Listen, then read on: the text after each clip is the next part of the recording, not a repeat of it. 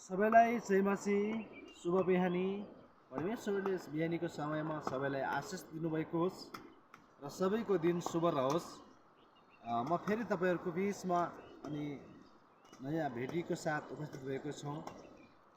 पहिला तपाईँहरूलाई मैले यस पत्रिकाद्वारा दुईवटा कुरा ल्याएर आइसकेको छौँ। बस्नै पर्ने शब्दको अर्थ र परमेश्वरले तपाईँहरूलाई प्रेम गर्नुहुन्छ भन्ने विषयमा ल्याएर आइसकेको छु र आज म तपाईँहरूलाई त्यस पत्रिकाको तेस्रो कुराहरूमा ल्याएर आएको छु। यहाँनिर मानव जीवनको मुख्य समस्या के हो। हामीले कतिपटक मान्छेले यो बुझिसकेका होला, कतिपटकले बुझ्न सकिरहेका छैनौँ। खासै मानव जीवनको मुख्य समस्या के हो भन्ने विषय आज हामी हेर्नेछौँ। आज संसारमा हामीले धेरै कामहरू गर्छौँ, धेरै सोच विचारहरू गर्छौँ, धेरै हामीले चाहिँ हरेक राम्रा कामको लागि क्रान्ति गरेका हुन्छौँ, तर यो बुझेका हुँदैनौँ कि मानव जीवनको मुख्य समस्या के हो।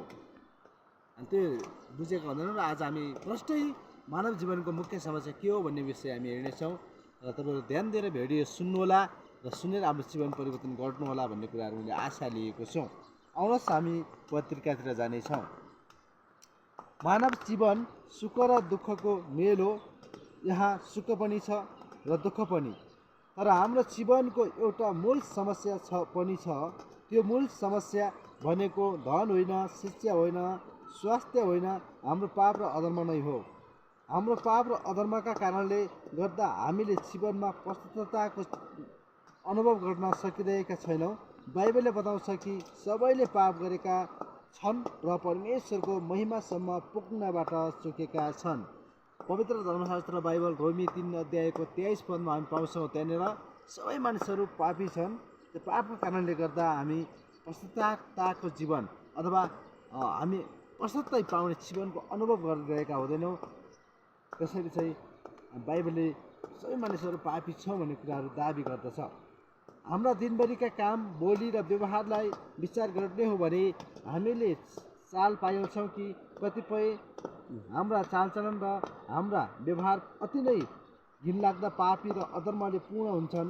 बिहान उठेदेखि बेलुका नसुतेसम्म हामीले धेरै पाप गरि नै रहेका हुन्छौँ।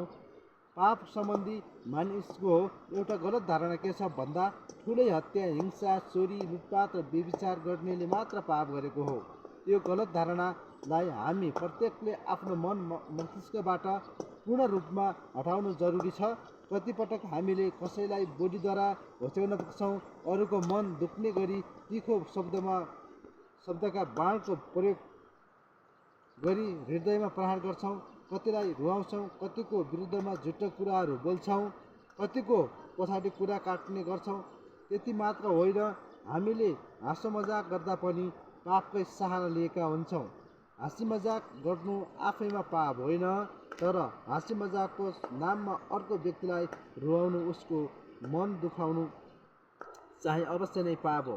यति मात्र नभई पवित्र शास्त्र बाइबलमा त नराम्रो काम गर्नु मात्रै पाप नभई नराम्रो सोच्नु पनि पाप हो भनिएको छ।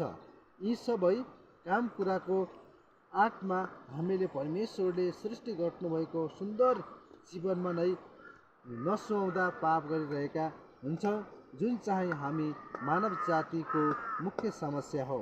सबैभन्दा ठुलो पाप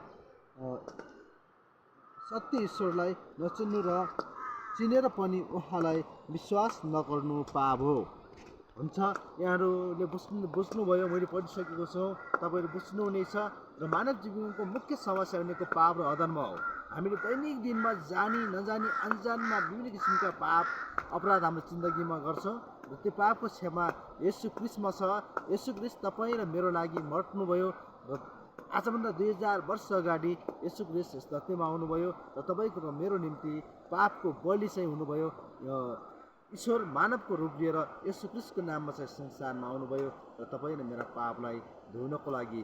आज जसले यी जानी नजानी अनजानमा गरेका पापको क्षमा यसोमा माग्छ भने त्यो व्यक्तिको पाप क्षमा हुन्छ र हामी अहिले अवास्तविक संसारमा छौँ र वास्तविक संसारमा जानको लागि यसोमा विश्वास गर्नैपर्छ। वास्तविक संसार अब दुई छन्, एउटा चाहिँ स्वर्ग, एउटा नरक। र हामी यदि स्वर्ग जान चाहन्छौँ भने हाम्रो पाप क्षमा भइएका हुन्छन्। भएका हुनु पर्यो र हामी चाहिँ यसो क्रिस्टमा चाहिँ विश्वास गरेको हुनुपर्दछ भन्दै म आजको भेटीद्वारा बिदा लिनेछौँ। फेरि म तपाईँहरूको बिचमा नयाँ भेटीको साथ उपस्थित हुने बाचा गर्दै फेरि म बिदा हुन्छौँ। यहाँ सबैलाई जय मसी, परमेश्वरले तपाईँहरूलाई आशिष दिनुभएको होस्। आमेन।